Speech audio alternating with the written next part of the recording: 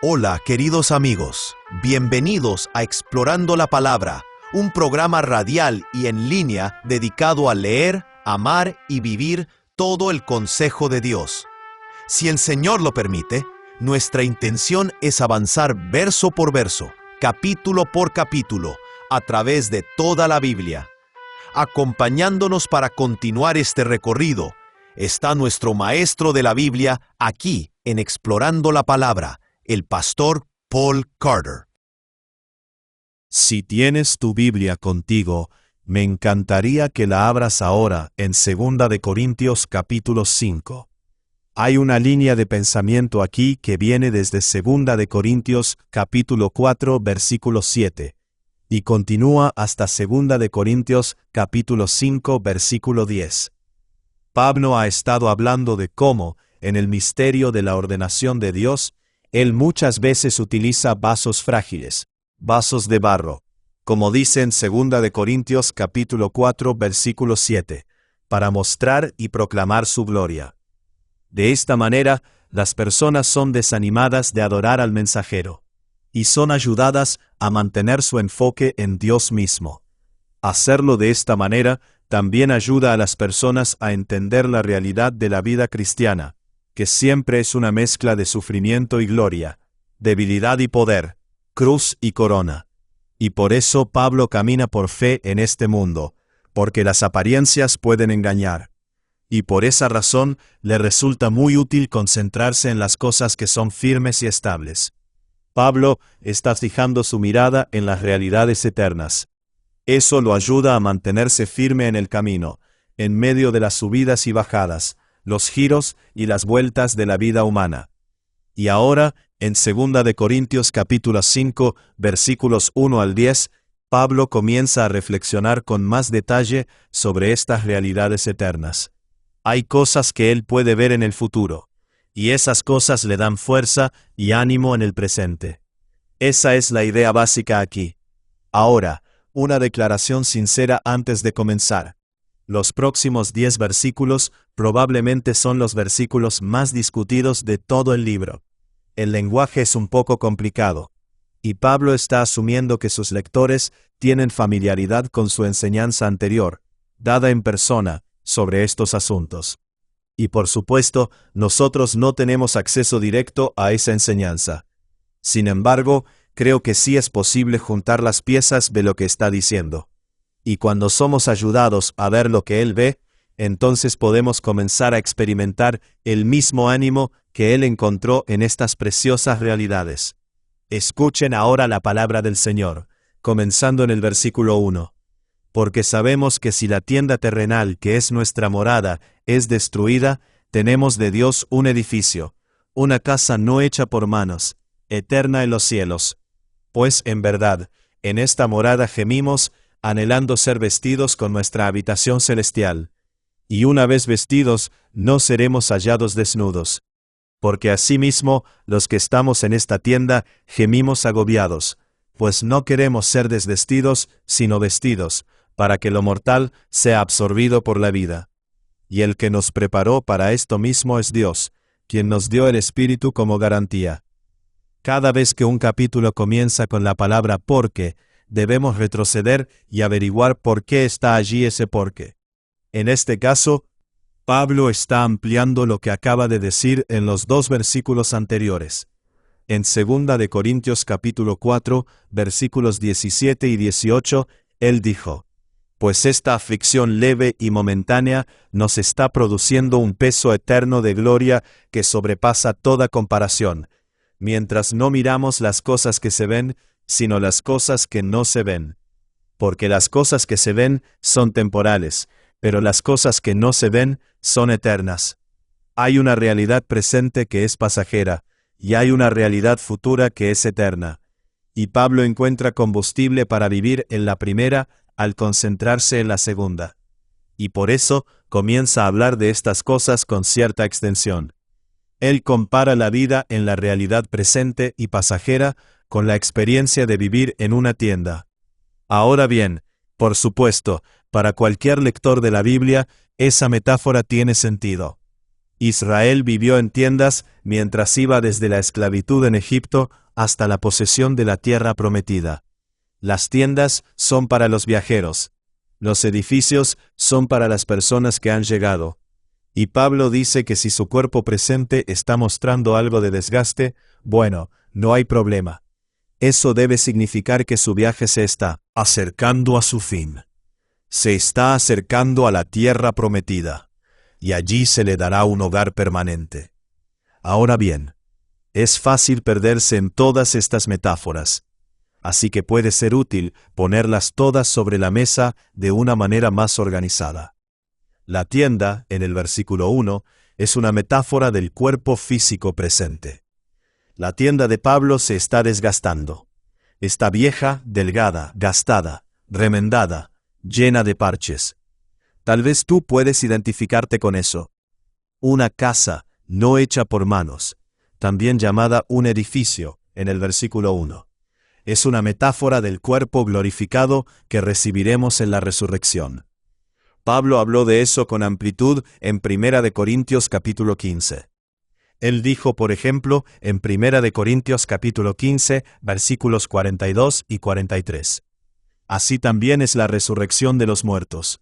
Se siembra un cuerpo corruptible y resucita un cuerpo incorruptible. Se siembra en deshonra y resucita en gloria. Se siembra en debilidad y resucita en poder. Muy bien, entonces en la resurrección, aquellos de nosotros que estamos en Cristo recibiremos algún tipo de cuerpo imperecedero. Estos cuerpos serán como el cuerpo resucitado de Cristo.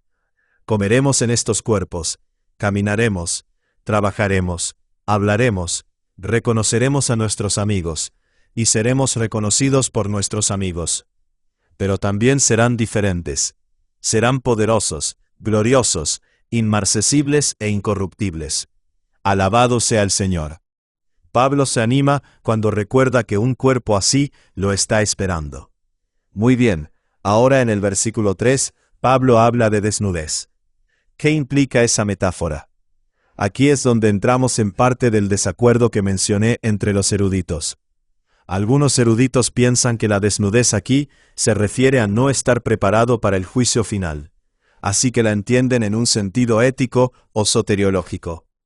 Pero en este contexto parece más probable que Pablo esté hablando concretamente de no tener un cuerpo. Si tienda significa nuestro cuerpo presente y casa significa nuestro cuerpo futuro, entonces desnudez debe referirse a un tiempo o a una posibilidad de estar sin cuerpo. Y por eso muchos eruditos lo entienden de esa manera.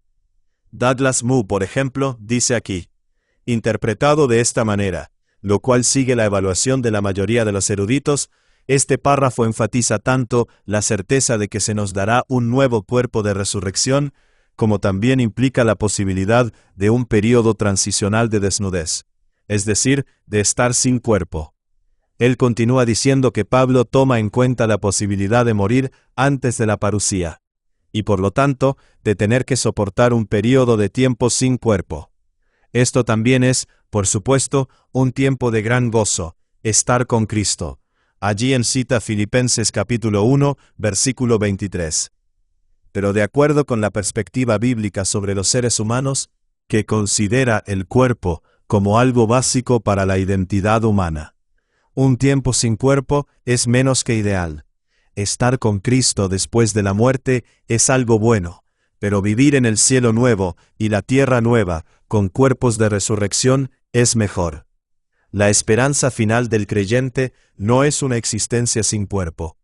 Con todas las disculpas a los comerciales de queso crema Filadelfia, que parecen presentar la esperanza del cristiano como flotar sobre una nube, como alguna clase de ángel o espíritu. Eso no es lo que la Biblia dice. Lo que la Biblia parece mostrarnos, más bien, es un cuerpo sanado, restaurado y glorificado. Ser un ser humano es ser una unión de espíritu y cuerpo.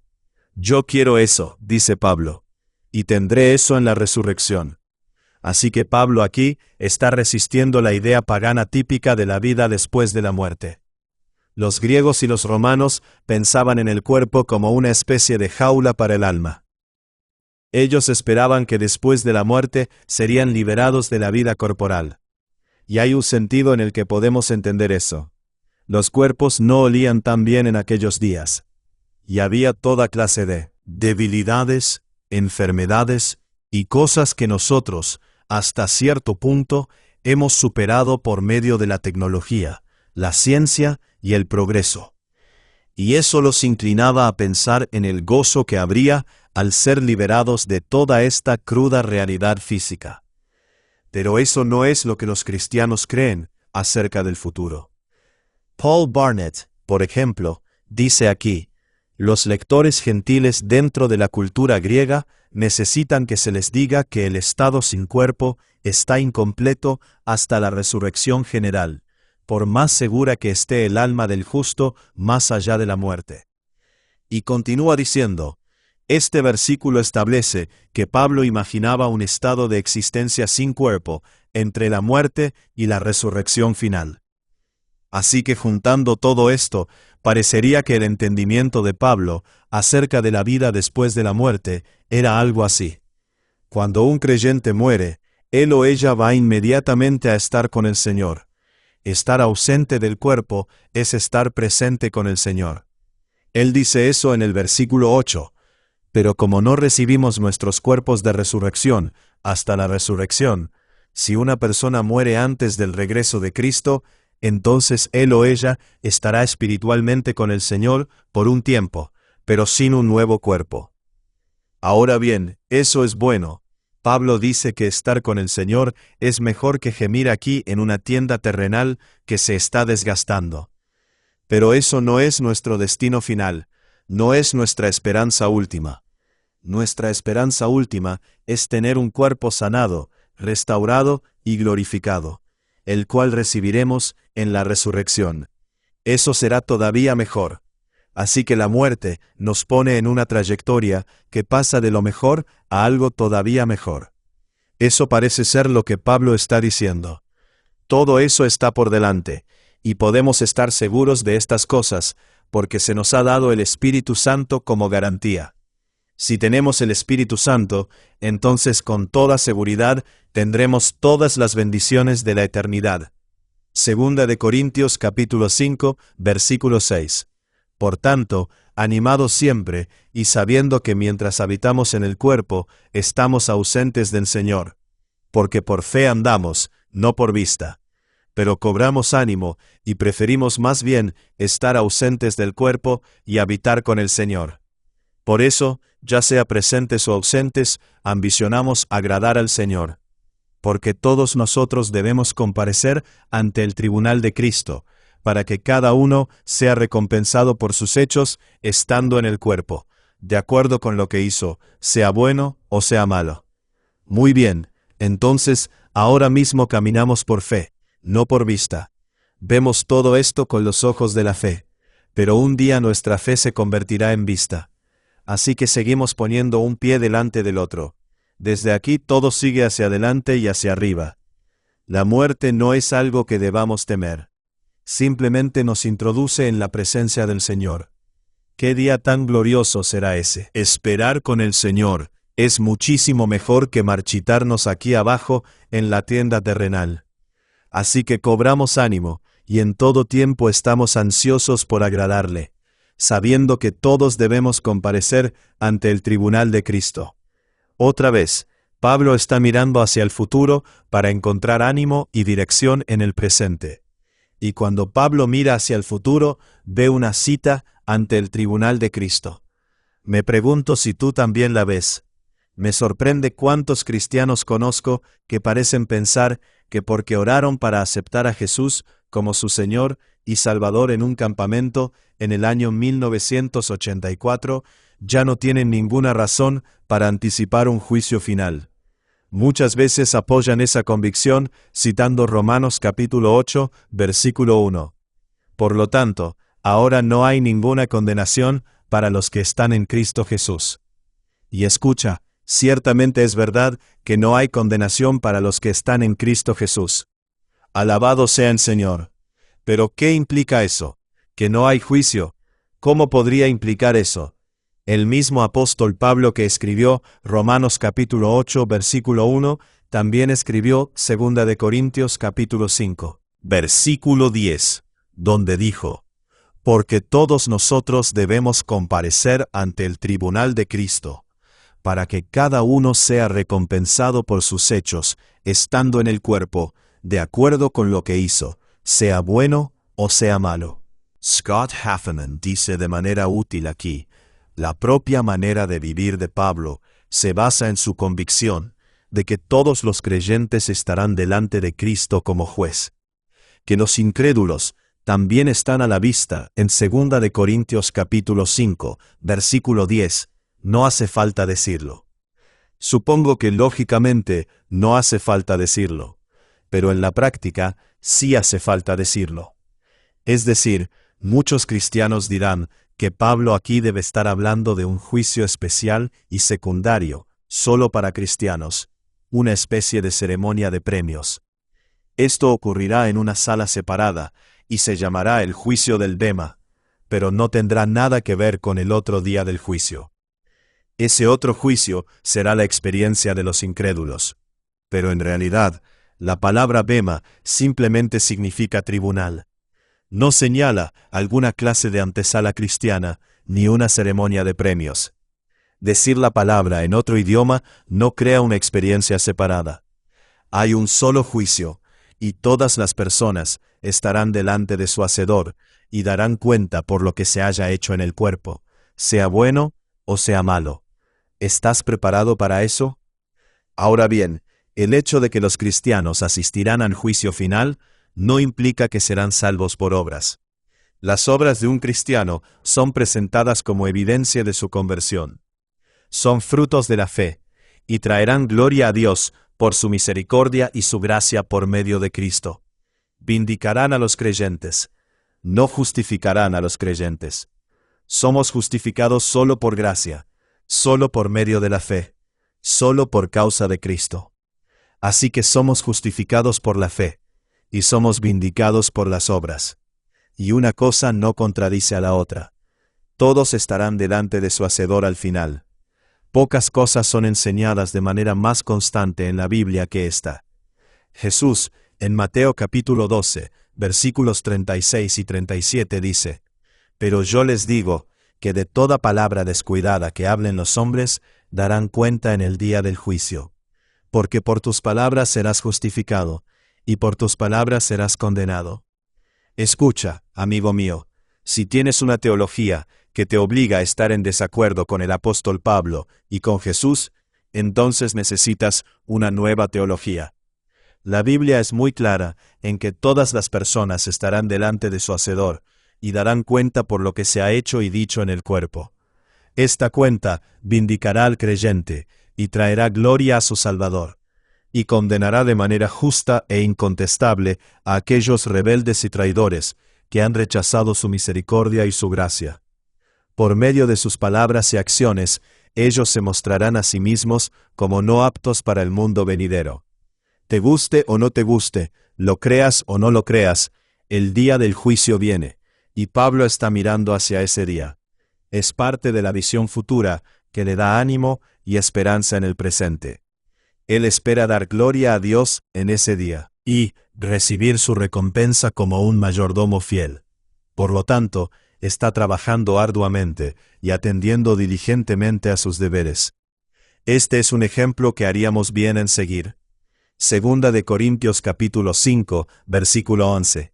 Por tanto, conociendo el temor del Señor, persuadimos a los hombres, pero a Dios somos manifiestos, y espero que también seamos manifiestos en las conciencias de ustedes. Así que hagamos una pausa allí.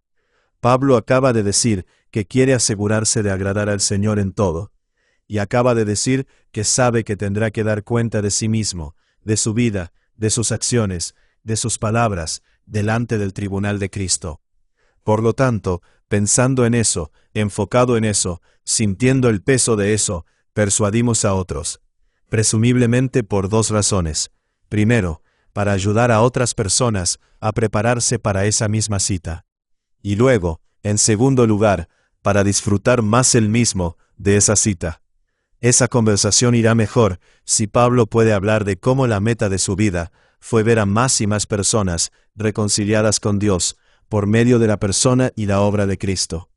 Así que habiendo declarado eso como la meta de su vida, Pablo comienza a defender la manera en que se ha conducido en su ministerio, y también comienza a dar una comprensión teológica de lo que significa ser reconciliado con Dios. Ahora volvemos a entrar en el flujo de su argumento, en la segunda mitad del versículo 11. Por tanto, conociendo el temor del Señor, persuadimos a los hombres, pero a Dios somos manifiestos, y espero que también seamos manifiestos en las conciencias de ustedes. No nos recomendamos otra vez a ustedes, sino que les damos oportunidad de estar orgullosos de nosotros, para que tengan respuesta para los que se jactan en las apariencias y no en el corazón. Porque si estamos locos, es para Dios, y si estamos cuerdos, es para ustedes. Pues el amor de Cristo nos apremia, habiendo llegado a esta conclusión, que uno murió por todos, y por consiguiente todos murieron, y por todos murió, para que los que viven ya no vivan para sí, sino para aquel que murió y resucitó por ellos. En cuanto a la defensa de su ministerio, Pablo dice aquí que quién es él y cómo se ha conducido son cosas claras delante de Dios, y espera que también sean claras delante de ellos. La intención de Pablo no es promoverse a sí mismo, sino proveerles un modelo y un ejemplo con el cual ellos puedan identificarse con confianza.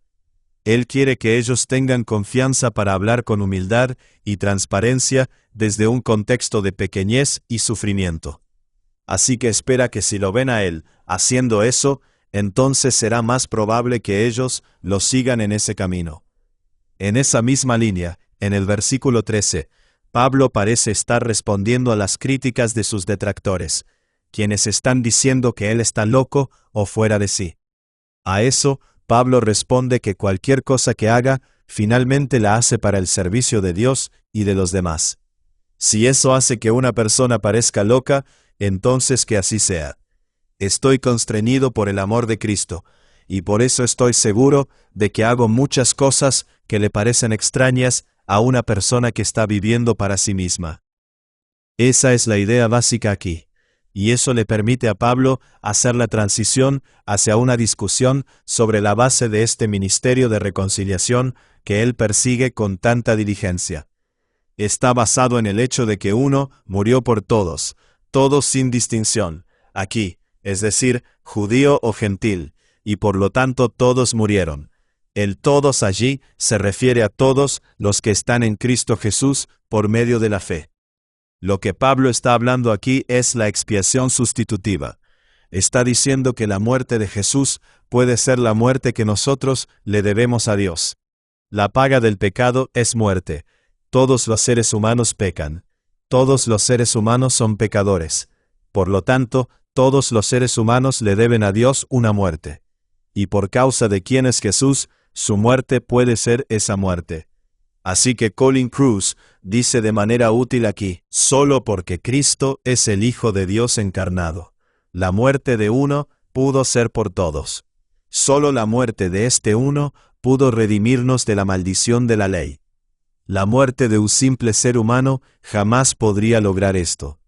La sangre de Jesucristo es infinitamente preciosa, y por lo tanto, si esa sangre es aplicada a tu cuenta por gracia mediante la fe, entonces tu deuda será pagada por completo. Aleluya. Ese es el corazón del Evangelio. En el versículo 15, Pablo dice que esto fue para que los que viven ya no vivan para sí mismos, sino para Cristo. Así que la sangre de Cristo es un rescate. Nos compra y nos saca de algo, para llevarnos hacia algo. Ahora somos esclavos y deudores de Cristo, para vivir para Él. De esto se trata toda la vida de Pablo. La meta de su vida, la obra de su vida, es ver a las personas liberadas de su esclavitud al pecado y a la muerte, y verlas siguiendo, adorando, sirviendo y deleitándose en Cristo. Segunda de Corintios capítulo 5, versículo 16. De manera que nosotros de ahora en adelante ya no conocemos a nadie según la carne. Aunque hemos conocido a Cristo según la carne, sin embargo, ahora ya no lo conocemos así. De modo que si alguno está en Cristo, nueva criatura es. Las cosas viejas pasaron, ahora han sido hechas nuevas. Y todo esto procede de Dios, quien nos reconcilió con Él mismo por medio de Cristo, y nos dio el ministerio de la reconciliación. Es decir, que Dios estaba en Cristo, reconciliando al mundo con Él mismo, no tomando en cuenta a los hombres sus transgresiones, y nos ha encomendado a nosotros la palabra de la reconciliación. Por tanto, somos embajadores de Cristo, como si Dios rogara por medio de nosotros. En nombre de Cristo les rogamos, reconcíliense con Dios. Al que no conoció pecado, lo hizo pecado por nosotros, para que fuéramos hechos justicia de Dios en él. En estos versículos finales, Pablo dice que toda su comprensión de Cristo ha cambiado. Antes lo veía de una manera muy humana, carnal, como un falso profeta dentro del judaísmo, cuyos seguidores debían ser perseguidos y reprimidos. Pero ahora entiende quién es Jesús realmente. Él es el Salvador del mundo. Él es las primicias de la nueva creación. Él está introduciendo todo un mundo nuevo. Él ha venido para sanar y restaurar la naturaleza. Todo esto proviene de Dios, quien está reconciliando al mundo consigo mismo por medio de Cristo. Y este es el ministerio al cual hemos sido llamados. ¡Qué privilegio! ¡Qué llamado tan digno y noble! Somos embajadores de un reino venidero. Somos emisarios de un rey victorioso. Y por lo tanto, es nuestro gozo rogar a todos que sean reconciliados con Dios. Besen al Hijo, no sea que se enoje y perezcan en el camino. Se ha provisto un medio. Dios hizo que aquel que no conoció pecado fuera hecho pecado por nosotros, para que nosotros llegáramos a ser la justicia de Dios. Eso es expiación sustitutiva. Dios trata a Jesús en la cruz como si Él fuera nosotros, para poder tratarnos a nosotros por toda la eternidad como si nosotros fuéramos Jesús. Qué profundas son las riquezas, la sabiduría y el conocimiento del Señor. Cuán inescrutables son sus juicios, y cuán insondables sus caminos. Gracias sean dadas a Dios. Y gracias a ustedes por escuchar otro episodio de Explorando la Palabra. Gracias por acompañarnos en este episodio de Explorando la Palabra. Si este estudio ha sido de bendición para ti, considera compartirlo con otros para que más personas puedan profundizar en las Escrituras. Recuerda que el propósito de estudiar la Biblia no es solamente adquirir conocimiento, sino conocer más profundamente a Cristo y vivir de acuerdo con la verdad de su palabra. Nos vemos en el próximo episodio, mientras continuamos explorando la palabra de Dios juntos.